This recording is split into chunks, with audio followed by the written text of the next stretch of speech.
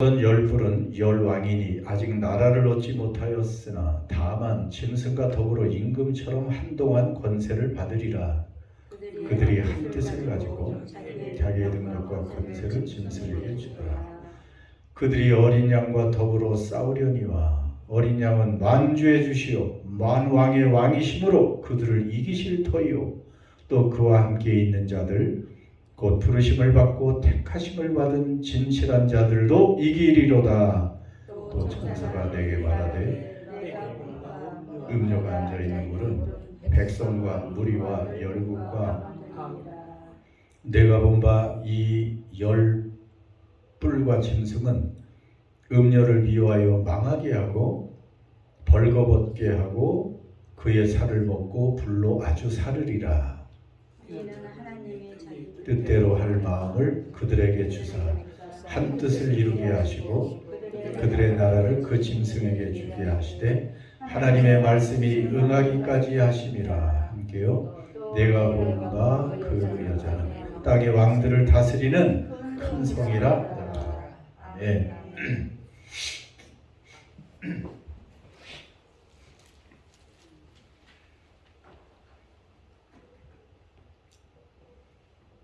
얼마 전 대한민국에서 소위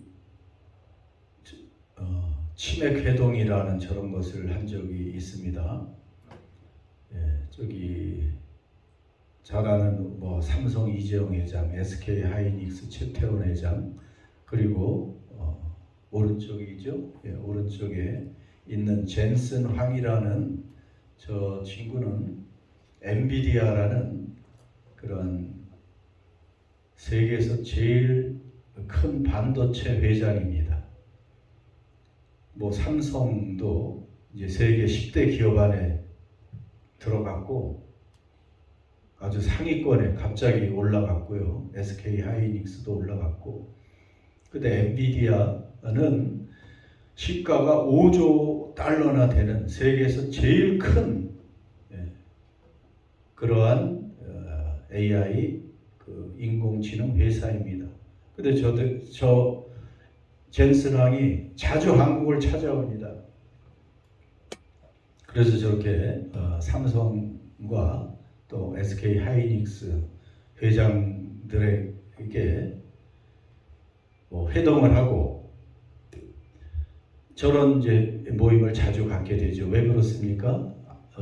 엔비디아는 사실 인공지능의 두뇌 같은 것을 만드는 그런 기업입니다. 두뇌를 사실 만들진 않고 다 설계하는 그런 회사죠. 그 두뇌에 해당하는 것을 칩을 만들고 데이터 센터를 만들고 그 모든 것을 공급해주는 그런 회사가 삼성과 SK 하이닉스니까 엔비디아 아무리 혼자는 잘 나갈 수 없는 거예요. 그러니까 한국에 와서 저렇게 이제 같이 하자 하는 것입니다. 협력을 해야 이제 AI 시대를 저 세 회사가 이끌어 나가자 하는 그런 의미로 이렇게 회동을 하는 것입니다. 협력을 해야 됩니다. 이렇게 해서 큰 거대 기업들도 협력을 해야 제대로 앞으로 경쟁력을 가지고 이제 살아남을 수가 있고 또 자기들의 꿈을 이룰 수 있는 것이죠. 경제계뿐 아니고 나라들도 사실은 마찬가지예요.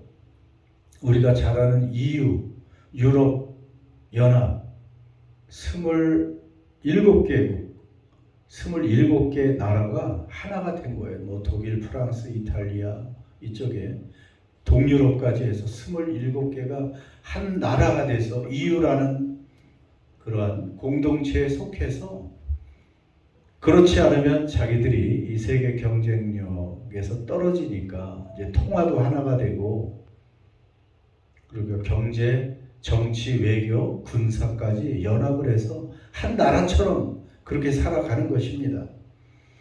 왜냐하면 그렇게 연합을 해야 기업이든 나라든 점점 큰 영향력을 끼치게 되기 때문에 그렇습니다. 갑자기 그 생각이 나는데, 여러분 미국은 원래 동부의 13개 주 작게 시작한 나라예요. 근데 지금 52개 주인가요? 그렇게 알래스카, 뭐 하와이까지 해서 거대한 나라로 점점 커져서 유나이티드 스테이츠, 주들이 연합한 국가다, 그런 뜻이에요.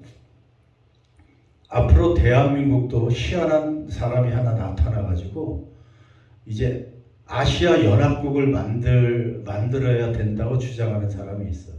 지금 대한민국이 엄청 잘 나가거든요. 그 뭐 유럽이나 뭐 미국 저런 최고 기업 회장들이 와서 인사하고 막 잘 봐달라고, 우리 회사와 우리나라와 협력해 달라고 굉장히 많은 뭐 세계 지도자들, 정치 지도자들이 계속 찾아옵니다.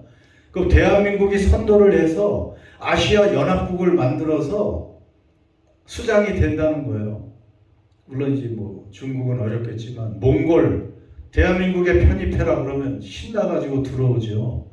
그럼 벌써 그 한 나라가 되는 거예요. 한 주가 되는 거예요. 그 동남아시아 여러 나라들이 있잖아요. 뭐 태국, 인도네시아, 뭐 말레이시아 이런 나라들도 대한민국에 편입해라. 우리 같이 살자. 그러면 들어오면 아시아 연합국이 되는 거예요.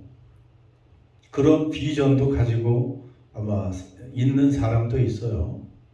참 그런 시대가 올지 주님이 빨리 오실 것 같긴 하지만 이렇게 이제 연합을 하면 잘 산다 하는 이제 그런 생각. 뭐 틀린 건 아니죠. 뭉치면 살고 흩어지면 죽는다고 하니까. 근데 오늘 세상은 다 그래요. 보세요. 12절, 13절 엄청난 거대한 연합이 등장합니다. 누구와 누구와 연합이랍니까? 열뿔은 열왕인데 계시록에 열뿔 가진 짐승, 그 뿔은 10명의 왕을 상징한다고 하고요. 아무튼 결국은 나라를 지금 못 얻었지만 나라를 얻게 되면 그 짐승과 함께 임금처럼 한동안 권세를 받는데, 권세를 받아 그들이 한 뜻을 가지고 자기의 능력과 권세를 짐승에게 주더라. 그러니까 자, 열왕이 권세를 가지고 그 능력과 권세를 누구에게 줘요? 13절. 예, 짐승에게 권세를 줍니다. 그러니까 결국은 짐승에게 권세를 몰아줘요. 열왕이, 이 세상의 열왕이 권세를 받아서 짐승에게 권세를 다 몰아줍니다. 여러분 짐승은 누구라 그랬어요?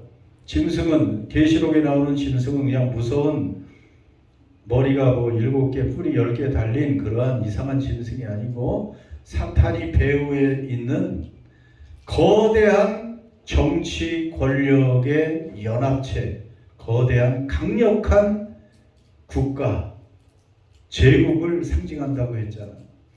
그러니까 시대마다 거대한 제국이 나타났잖아요. 시대마다 뭐 아시리아, 바벨론, 페르시아, 그 다음에 로마, 요한계시록 당시 로마 같이 거대한 제국이 나타나서 하나님을 대적하고 성도와 교회를 박해하는 그러한 세력이 사실은 짐승인데,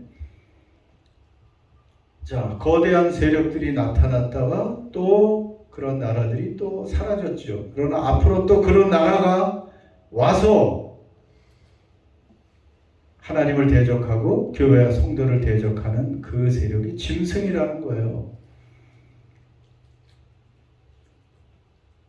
근대만 해도 대영 제국도 어떻게 보면 제국이었고, 지금은 이제 미국이 거대한 제국인데, 뭐 이런 제국이 아직 하나님을 대적하거나 그리고 교회와 성도를 박해하지 않기 때문에 짐승으로 보이진 않아도, 어떻게 보면 이러한, 예를 들어서 미국이라든지 대한민국이 나중에 아시아 거대한 연합체를 만들어서 세계를 정신적으로 지배하고 이 세상의 문화, 세속의 문화, 자본, 그 다음에 뭐 세속적인 가치관 이런 것을 막 강요하고, 그래서 하나님을 뒤에서 모독하고, 그리고 교회와 성도들을 압박하고 박해하는 세력이 있다면 결국은 짐승이 되는 거예요. 그것도.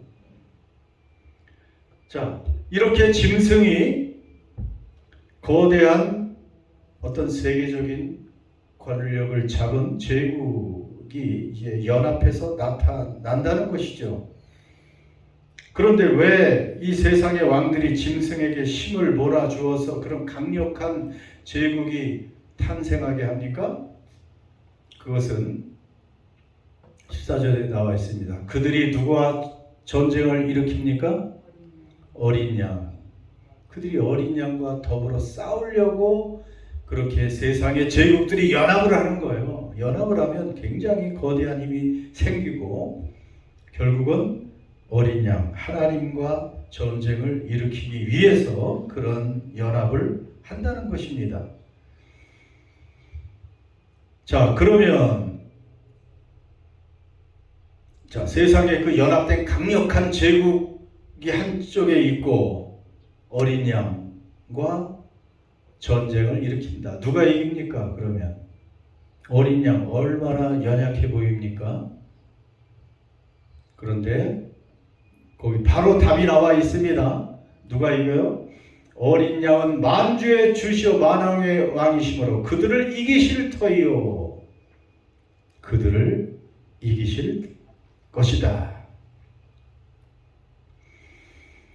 여러분, 세상의 권세가 아무리 강해도 12절에 보면 짐승과 더불어 임금처럼 한동안 권세를 받으리라. 얼마 동안 권세를 받아요? 한동안, 한시적인 권세라는 거예요.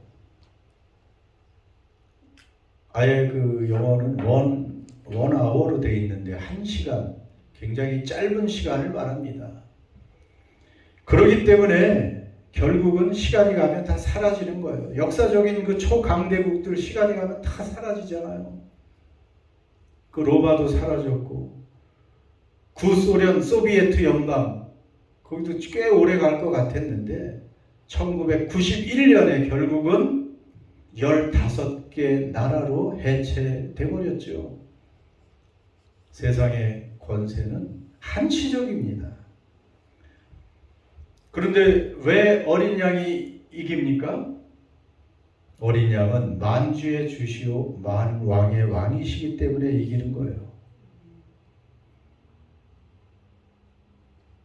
어린 양은 싸움을 잘하고 강해서라기보다는 신분 자체, 거기에 승리의 요인이 나와 있습니다. 어린 양은 만주의 주시고 만왕의 왕이시다.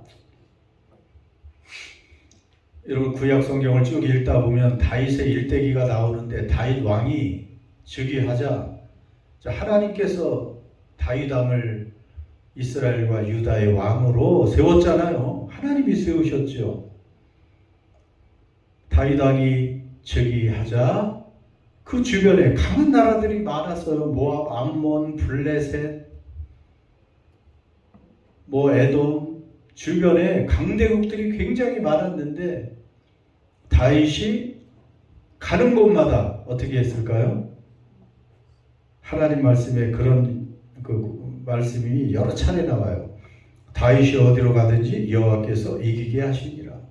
다윗이 어디로 가든지 여호와께서 이기게 하시니라. 그러니까 승리를 다윗에게 주니 다윗은 이기는 거예요. 물리적으로 도저히 이길 수 없는 적군들이 있는데 이스라엘보다 여러 배 많은 숫자와 강력한 무기들을 가지고 대적하는 그런 적군들도 다윗 앞에 서면 다 집니다. 다윗이 늘 이겨요. 그 이유는 뭐라 그랬어요? 하나님께서 이기게 하셨다. 하나님이 이기게 하시면 게임이 끝나는 것입니다. 근데 우리 예수님은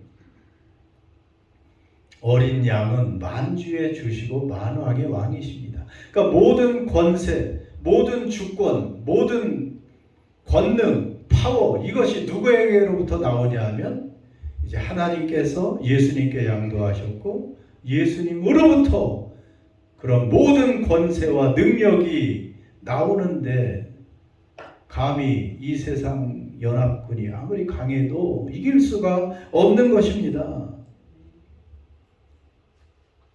그러니 승리할 수밖에 없지요. 그런데 놀랍게도 우리에게 또 큰 위로가 되는 말씀이 있습니다. 어린 양이 이기시고 또 누가 이겨요? 누가 이긴다고 거기 되어 있죠? 또 그와 함께 있는 자들도 이긴다. 그와 함께 있는 자들은 또 설명을 하는데 부르심을 받고 택하심을 받은 진실한 자들도 이기리로다.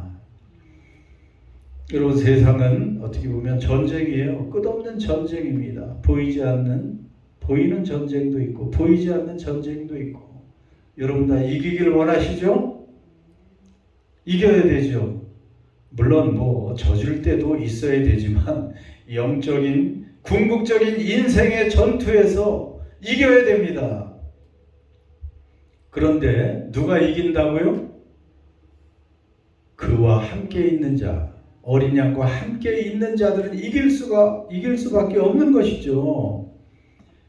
여러분, 어린 양 예수와 함께 있는 사람들은 그래서 사탄의 어둠의 세력이 아무리 우리를 넘어뜨리려고 해도 결국은 이기는 것입니다. 승리하는 것입니다. 승리자 편에 승리하시는 어린 양 옆에 있기 때문에 우리는 이기는 거예요. 그래서 여러분, 오늘 찬양한 것, 나는 주님을 섬기는 것에 무엇이 없다고요? 오늘 찬양 중에 후회가 없습니다. 여러분이 인생에 가장 잘한 것이 누구를 믿는 것이라고요? 예수님을 믿는 것이 가장 인생에서 잘한 거라는 것을 고백하고 있지 않습니까? 가장 잘한 선택. 우리 성도도 예수님과 함께 이기는 자들입니다. 그리고 그 사람들을 어떻게 여러분 묘사하고 있습니까? 예수님과 함께 있는 자는 세 가지로 또 묘사를 하죠. 부르심을 받고 택하심을 받은 진실한 자들. 여러분, 아무나 예수님 곁에 서 있을 수가 없습니다. 아무나 예수님과 함께 그 옆에 머물 수가 없어요. 어떤 사람이 머물 수 있어요? 하나님의 부름을 받은 사람들, 하나님이 부르신 사람만. 여기 아무나 앉아 있을 수가 없어요. 하나님이 부르시니까 여러분 속으로는 나는 아닌 것 같은데 나 정말 불렀나? 이렇게 헷갈리는 분이 계신지는 몰라도 결국 하나님이 부르시니까 우리가 하나님의 부르심 앞에서 그 하나님을 예배하는 자리에 나와 있는 거예요. 로마서의 그 구원의 과정을 잘 설명한 말씀 중에 하나죠. 로마서 8장 30절 같이 읽습니다. 또 미리 정하신 그들을 또한 부르시고 부르신 그들을 또한 의롭다 하시고 의롭다 하신 그들을 또한 영화롭게 하셨느니라. 하나님이 부르신 사람들을 의롭다고 하시고 의롭다 하신 그들을 영화롭게 하셨다. 그러니까 구원은 알고 보면 결국은 내가 하나님을 선택한 것이 아니고 누가 우리를 선택했어요? 하나님이 우리를 부르신 거예요. 부르셔서 선택하신 것입니다. 그것이 은혜죠. 이뿐 아니고 요한복음 15장 16절의 말씀도 있습니다. 시작. 너희가 나를 택한 것이 아니요 내가 너희를 택하여 세웠나니 이는 너희로 가서 열매를 맺게 하고 또 너희 열매가 항상 있게 하여 내 이름으로 아버지께 무엇을 구하든지 다 받게 하려 함이라. 여기도 하나님께서 성도들을 택하시고 또 전에 말한 것처럼 부르셨다는 것. 선택하고 부르신 하나님. 그렇기 때문에 우리는 이렇게 진실한 사람이 되는 것입니다. 여기서 진실하다는 것은 충성스럽다는 뜻이에요. 충성스럽게 남아있다, 주님을 따른다는 그런 의미입니다. 그러니까 하나님께서 구원하시기로 작정하시고 정하시고 선택하시고 부르신 그런 사람들은 끝까지 주님 곁에서 주님을 따라가게 되어 있어요. 뭐 가끔은 헷갈려서 왔다 갔다 할지 몰라도 결국은 주님을 끝까지 따르는 사람이 되는 것입니다. 인내할 수 있는 사람이에요. 자, 근데 오늘 말씀 중에 좀 놀라운 말씀이 있습니다. 16절 말씀이죠. 깜짝 놀랄 말씀이에요. 내가 본 바 이 열불과 짐승은 음녀를 미워하여 망하게 하고 벌거벗게 하고 그의 살을 먹고 불로 아주 사르리라. 여러분, 열불은 열왕이라고 했고요. 또 짐승과 연합을 했잖아요. 근데 음녀는 또 누구예요? 우리가 지난 시간에 얘기했잖아요. 음녀는 바벨론이고, 이 바벨론 음녀도 하나님을 대적하는 똑같이 악한 세력이잖아요. 기억을 하실지 모르지만, 그런데 음녀가 짐승을 타고 있는 환상을 보았잖아요. 그러니까 그 음녀 바벨론은 짐승이라는 거대한 권력 체계를 타고 조종하는 한 편이었어요. 그래서 그 음녀는 어떻게 보면 이 세상의 그 세속적인 가치관, 이념, 뭐 이런 정신적인 체계, 그래서 하나님과 멀어지게 하는 이제 그러한 세력인데, 짐승과 음녀는 같은 세력이었는데 결국은 이렇게 원수가 돼서 미워하고 망하게 하고 벌거벗게 하고 살을 먹고 아예 불태워버린다. 야, 이런 놀라운 일들이 벌어집니다. 왜 그렇습니까? 여러분, 결국 사탄의 나라는 사랑으로 유지되는 게 아니에요. 탐욕과 이익으로 유지되는 나라예요. 여러분, 세상의 모든 나라들이나 그 경제 연합체, 기업, 사실 무엇 때문에 다 함께 협력하고 연합합니까? 자기의 이익과 탐욕 때문에 그러는 거예요. 이익과 탐욕 때문에. 그러니까 자기의 이익과 탐욕이 끝이 나버리면, 그것에 문제가 생기면 언제든지 결별하고 언제든지 어제의 동지가 오늘의 적이 되어버리는 거예요. 그냥 서로 물고 먹는 것입니다. 하나님이 없는데 무슨 윤리 도덕 찾는 것이 있을 수 없잖아요. 하나님도 두려워하지 않으니 심판도 두려워하지 않으니 그저 내게 유익이 되면 달면 삼키고 쓰면 뱉어버리고, 그게 역사입니다. 로마의 그 유명한 이야기도 있잖아요. 율리우스 카이사르라는 그 초대 가장 강력한 유명한 황제가 있는데, 강력한 로마 제국이지만 그 내부는 끊임없는 그 암투, 권력 다툼, 배신, 이런 게 있죠. 그래서 그 유명한 그 율리우스 카이사르도 가장 신뢰하는 측근의 칼에 맞아 죽었습니다. 그래서 그 유명한 뭐 브루투스, 너 맞아, 브루투스라는 가장 충신에게 칼에 맞아 죽는, 배신당하는 그 세상의 모습입니다. 처음에는 음녀와 짐승이 함께 세상을 미혹하는데, 함께 하나님을 대적하다가 결국은 서로 삼키고 무너져 내리는 것이 세상의 모습입니다. 마지막으로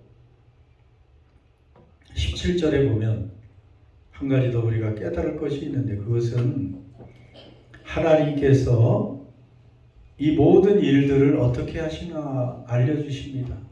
하나님이 자기 뜻대로 할 마음을 그들에게 주사 하나님께서 자기 뜻대로 할 마음을 그들에게 주사 한 뜻을 이루게 하시고 그들의 나라를 그 짐승에게 주게 하시되 하나님의 말씀이 응하기까지 하심이라.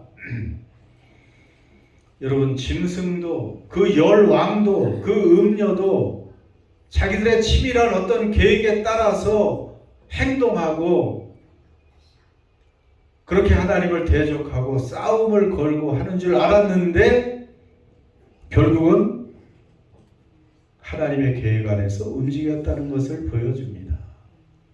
여러분, 하나님의 계획, 하나님은 뭐 짐승이나 바벨론 음력 직접 만들진 않으십니다. 그런데 하나님은 악을 만드진 않지만 세상의 악도 이용하셔서 하나님의 뜻을 이루시는 분이에요. 우리가 그런 하나님을 섬기고 있습니다. 자주 예로 드는 창세기 요셉 이야기 알잖아요. 요셉 이야기. 그 요셉의 형들이 그렇게 악하게 요셉을 해하려고 했고 팔아 넘겨서 큰 고통으로 넘기는 그런 죄악을 범했지만 하나님은 그 악을 사용하셔서 요셉을 통해서 이스라엘을 구원하는 그 놀라운 일을 이루시는 분이고요. 십자가도 마찬가지입니다. 사탄은 예수님을 죽여서 이겼다고 말했지만 그렇게 생각했지만 하나님은 그 사건을 통해서 구원이 이루어지도록 하시는 분이십니다. 그러니까 로마도 바벨론도 그 음녀 바벨론도 짐승도 다 결국은 하나님의 도구가 됩니다. 그러니까 우리는 큰 걱정을 할 필요가 없어요. 세상이 강해 보이고 때로는 세상이 너무 커 보이고 우리를 압도하고 때로는 교회를 박해하기도 하고 하나님은 멀어 보이는 것 같아도 결국 하나님의 손에서 하나님의 통치 아래서 모든 것이 이루어진다는 것을 알려주고 있습니다. 역사를 다스리는 분은 하나님이시고요. 우리를 다스리는 분도 하나님이시라는 사실을 우리는 늘 기억합니다. 오늘 본문은 사실은 두 나라의 마지막 모습을 보여줍니다. 하나는 짐승의 거대한 나라가 나왔었죠. 하나님을 대적하고 그리고 성도들을 미혹하는 짐승의 세력. 그러나 결국 서로를 미워하고 서로 싸우고 멸망해버렸습니다. 그러나 어린 양의 나라는 끝까지 갑니다. 어린 양의 나라는 승리하는 나라입니다. 그래서 여러분, 세상의 권세는 아무리 강해 보여도 일시적이고 한시적이고 잠깐 있다 사라지는 것이고 어린 양의 나라, 우리 주님이 다스리는 그 나라는 영원하다는 것을 우리는 기억해야 될 것이고 중요한 것은 나는 어느 편에 있는가? 내가 누구 곁에 지금 살아가고 있는가? 그것이 오늘 우리가 기억해야 될 그런 교훈입니다. 어떤 상황에서도 어린 양 곁에 머물러 있는 사람은 결국 어린 양과 함께 승리하는 승리자로 인생을 마감할 것이고 그리고 영원한 영광의 그 어린 양의 나라에 들어가게 될 것입니다. 기도합시다. 여러분, 지금 우리는 누구 곁에 서 있는가? 그것이 중요합니다. 잠시 매력적으로 보이고 강해 보이고 영원할 것 같은 그러한 세상,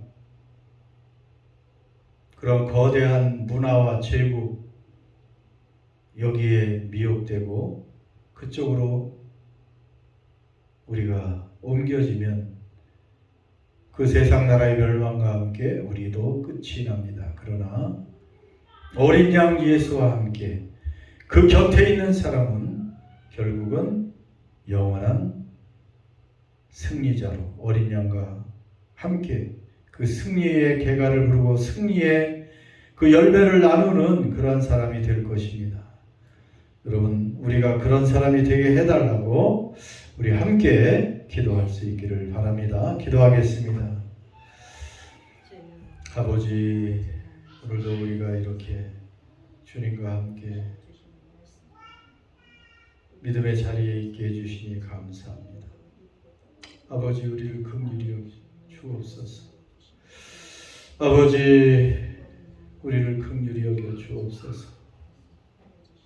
주님, 우리를 긍휼히 여기세요. 아버지, 감사합니다. 세상의 이 거대한 세력들, 거대한 문명의 세력들이, 그 가치관들이, 그 세속의 세계관들이 우리를 지배하고 다스리지 않도록 우리가 늘 깨어서 주님과 동행하는 믿음의 사람들이 되게 하여 주시옵소서. 아버지 감사합니다. 주님 감사합니다. 오 주여 감사합니다.